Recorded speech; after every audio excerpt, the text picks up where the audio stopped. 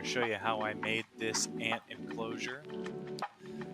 We ended up finding an old piece of wood from a mill that I was able to cut down to size.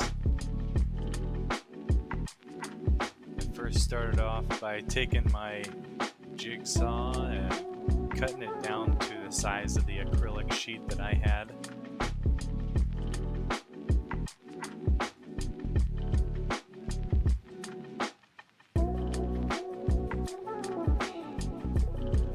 Then I took out the acrylic sheet and just did an outline of where that live edge started. That way when I screwed it in, the live edge would still be visible, but I would have all of the enclosed space covered with the acrylic so the ants couldn't escape, of course, run all over the room.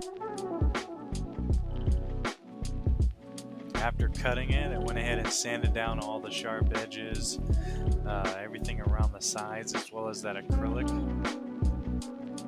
Then I decided where I was going to start bolting everything in.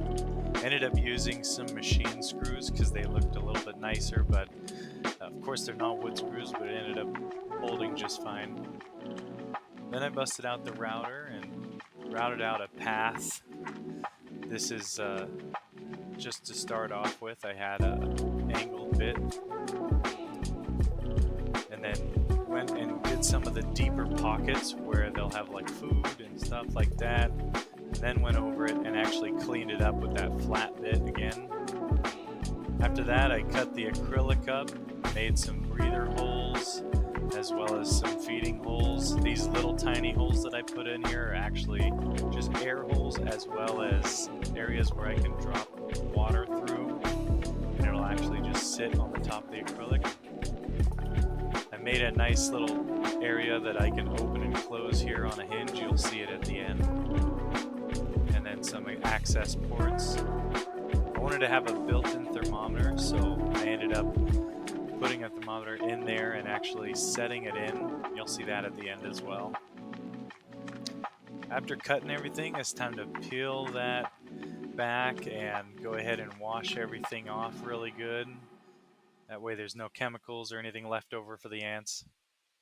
And I ended up staining it with some extra virgin olive oil. That goes ahead and that's a way to clean it and seal it without it having any chemicals as well. And then this is after inserting that thermometer. I have a nice little area for it.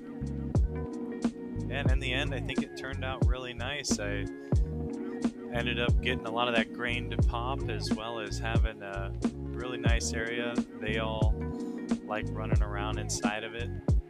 Yeah, if you have any comments, questions, or suggestions even for other stuff that I could do, definitely throw it down in the comments section. And thanks for watching.